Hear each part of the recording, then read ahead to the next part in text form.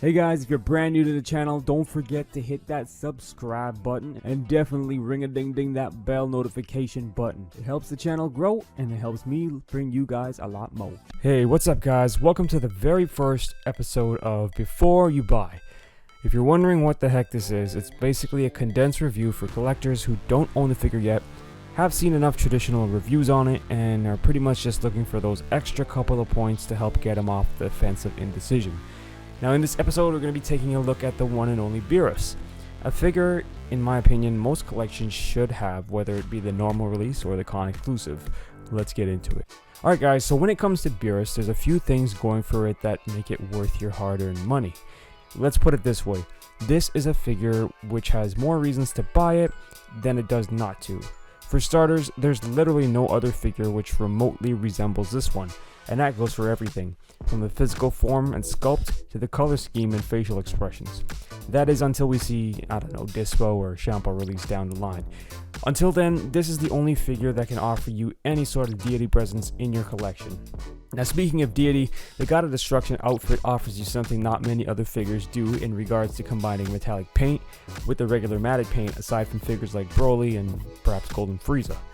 Under the right light, it's definitely eye-catching, and when you're paying prices like what we pay now, the more features and details like these, the better.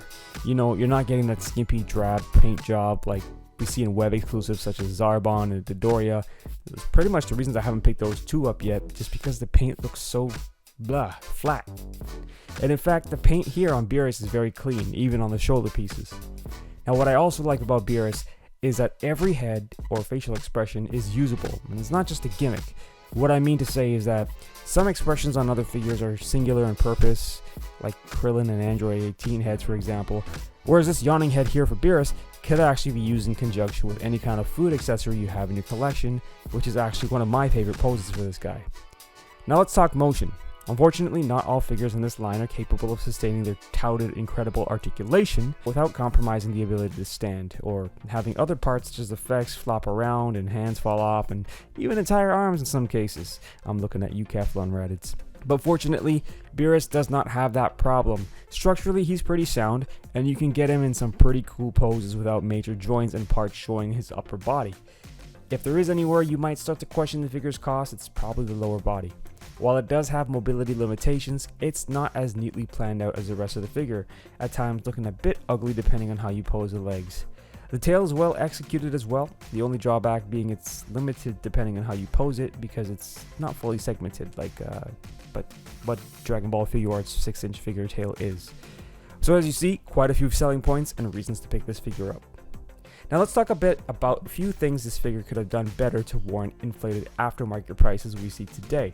First off, there are no accessories. Whether it be food or Hakai energy effect, either would have been incredibly welcomed additions to this release, as they are both heavily associated with the Beerus' character in the first place.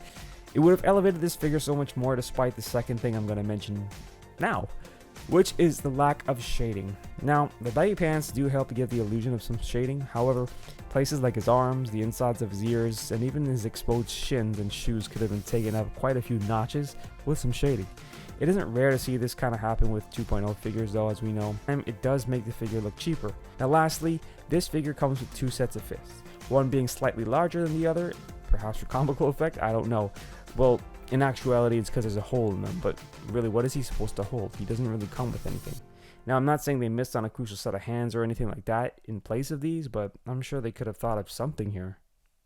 Alright guys, so before you go out and buy Beerus, I hope I've given you a few things to consider to either get off the fence one way or the other. But, if you can find him for retail price, immediate pickup in my opinion. We may see another release of him down the line, but I don't think that'll be for quite a while. But ultimately, I'll end off with saying, before you buy Beerus, make sure you have some cash set aside for it first. Until next time guys, you know what I always say. May the best of your todays be the worst of your tomorrows. Peace.